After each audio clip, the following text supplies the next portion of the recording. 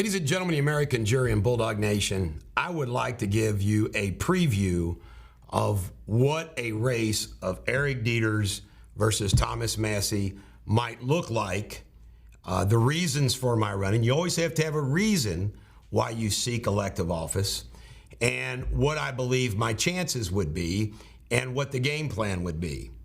I first want all of you to know that I, in the past, have always been a supporter of Thomas Massie. I supported him, wrote checks to him. My dad supported him, had a fundraiser for him, asked me to write a check. I wrote a check. All right. Thomas Massie is presented himself to all of us as Mr. Conservative. Things started to change for me about Massie over the last 4 or 5 years. Some of the things that he would do, I saw, just as President Trump called him, as a third-rate grandstander and needs to get kicked out of the Republican Party. That thing that he did on the COVID vote, all it did was, it was just silly, but that's what he does. Taking a picture with all of his family with guns on a Christmas card. We all know everybody in the 4th District, for the most part, is Second Amendment rights. He does these things, and he's kind of a smart ass and everything else. So he started wearing on me, okay? And then when Claire Worth ran against him, I thought to myself, you know what? I'm going to support Claire Worth, because what happened was I've invited Massie to Freedom Fest, and he kind of blew us off. Didn't even comment. Then I noticed this little clique that he hangs out with, Thomas Massie and his nasties, and they're just mean, nasty people. How they treated me and everything else. So Thomas Massie is considered a safe House district. A Democrat's not going to beat him. And he beat Todd McMurtry, who had on his Facebook stuff that he was for Hillary Clinton over Trump. Claire was from Oldham County, is a wonderful human being. They were so mean and nasty to her, what they did to her. But she didn't have the name ID. And so here is why I started contemplating running against him. 2 major things. Number one, he endorsed this guy, Ron DeSantis, for president. I was like, wow. If you look at the vote of how well Trump does in Kentucky and how well Trump or Daniel Cameron did in the Republican primary with the Trump endorsement, and in the 4th Congressional District, which goes, just so if you don't know this, from Oldham County, it goes along the Ohio River all the way down to Boyd County. It goes that whole area, okay? So I'm thinking, man, that makes him very vulnerable. Then he voted for the debt ceiling increase with those folks. And he's been he used to wear this lapel round with this debt clock going. Well, he just voted to allow, we're going to get $4 trillion added to our debt, lickety split. Then he voted against Schiff getting fined $16 million, claiming it was unconstitutional, which is not the case. Thomas Massie is not the foremost authority on the Constitution. It's a House rule. It has nothing to do with the Constitution. So then he turns around and tries to save face by voting for the censorship, but he let Schiff off with the fine. So those 3 things, I'm starting thinking, wow. Now, let me be practical here. I'm somebody who thinks if I ran again, by the way, I finished 2nd or 3rd in all these counties in governor. I feel good about where I am in this congressional district, where I got good name recognition. So you know what I started thinking? I started by thinking, if I ran against Massie, based on the Claire Worth numbers and based upon Todd McMurtry's numbers, I would say before these votes, everything being equal, I'd lose 65-35. But then I started thinking, those votes, his record, his background that I can expose, and then the Trump factor. Donald Trump got rewarded by endorsing Massie, with Massie endorsing DeSantis. My guess is Trump's not happy about that. I have not had any conversation whatsoever with Donald Trump about the endorsement. Not one. But it's common sense to me. It's common sense to me. So, do you realize that Trump's endorsement is like a 35-foot swing? That's how powerful his endorsement is. So, if I'm going to lose to him 65-35 and I get the Trump endorsement, I think I got a chance. And the way Massie is acting, scared, and trashing me, you know he's scared. He knows what I just outlined is the facts. Here's some more stuff. He is the leader of the Massie Nasties. This is Erica Callahan, Liberty Wallace, Savannah Maddox, Nick Sorda, Chris Weiss, TJ Roberts.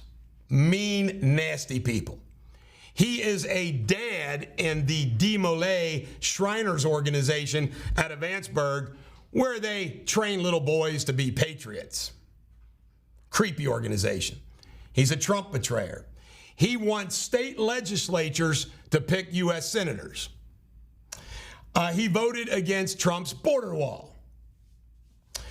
He certified the 2020 election. He trashed Devin Nunes, who was exposing the deep state and was proven right. He does nothing for Northern Kentucky. He is committing ongoing property tax fraud in Lewis County. I'm going to get him on that. He has lied about his business background, his patent background, and his finances. And you can't make this up.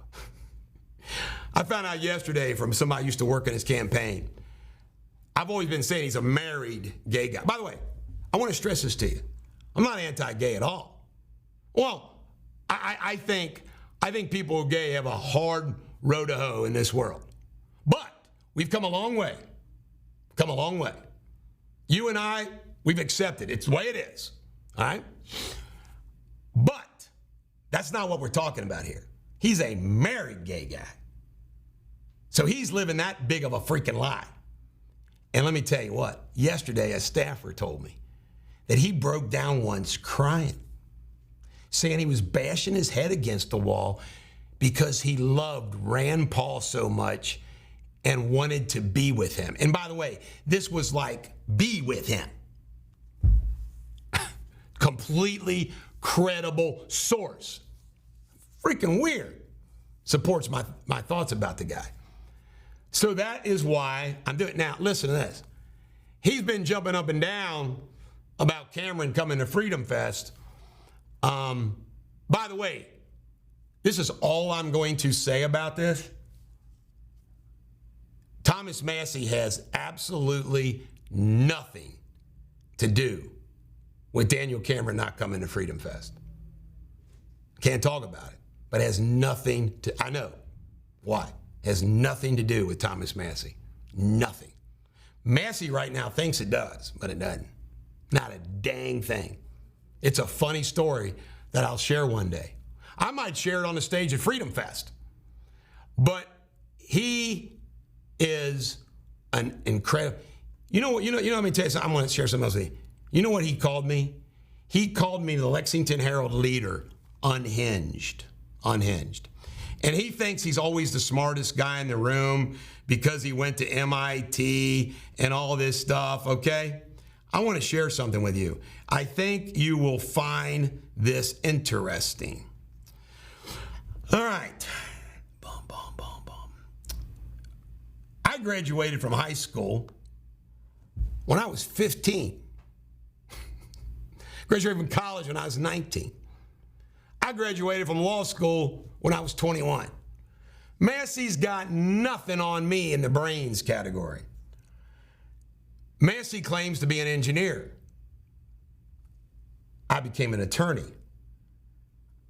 I have tried over 100 trials, prepared a couple hundred more, given the nickname Bulldog for fighting for people. I've written 5 books, I haven't read a book that Massie's written yet. 5 books. Butcher Pakistan, Saving Grace, Pioneer Spirit, Willie's Great American, and Seth. And I went to jail for contempt, fighting for my clients. He used that against me. He doesn't realize. I went to jail fighting for my clients. You think this little nerd, gay, married nerd, would ever go to jail fighting for anybody? Hell no. I was a radio talk show, 700 WL behind Willie. Bulldog Show, Class X Radio, all this stuff. I own my own media company. He doesn't have any of that. I was chairman of the King County Republican Party, 4th congressional chairman, ran Forgey's campaign, chairman for Bush 41 in Northern Kentucky, chairman for Trump in Northern Kentucky. Now let's talk about business. He claims him and his wife founded this business right, and then they sold it, okay? I'm going to tell you the real story about that business. Well, my dad and I founded the Deters company, chain of restaurants, convenience stores, real estate. I left the company in 2020 in a very bitter business divorce, which I won, okay? So I've got that experience. I fight for the little guy versus the man every day. I fought for those healthcare workers against the mandate, far more than he did. All right?